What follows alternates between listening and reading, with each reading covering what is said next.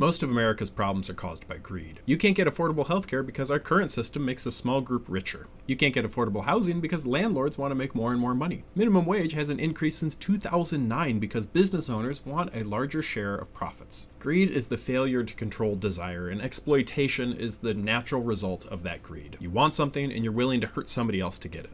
This is part of the reason Jesus says you cannot serve God and wealth, and frequently told rich people to give up their wealth. Holding on to wealth in the face of suffering requires that you devalue the lives of others. You might hear people saying, oh, it's complicated, you can't simplify these issues, so let's explain each of these aspects. First, in 2018 alone, healthcare companies spent $143 million lobbying against Medicare for all. President Truman and President Clinton both tried to pass universal healthcare, and these plans both failed because healthcare companies spent a ton of money to kill these plans to keep their profits high. Medical debt is the #1 cause of bankruptcy in the United States, something that is unique to us among developed nations. In fact, in a survey of debtors who declared bankruptcy, 58.5% said medical expenses contributed to their bankruptcy. When it comes to housing, 70% of single-unit housing is owned by individual investors. Somebody buys a starter house, or they find a great deal on a house, and then they rent it on the side so that they can get that extra income. There are ethical landlords who are doing this, but when so many people do it, the affordable housing stock is depleted and being used to generate revenue for people who already have enough money to buy a house. Minimum wage has not increased for 16 years because of business owners' greed. They lobby against any increases because they want the market to set the rate. What happens when the market sets the rate? The business owners get more of the profit because they have much more power in the employer-employee relationship.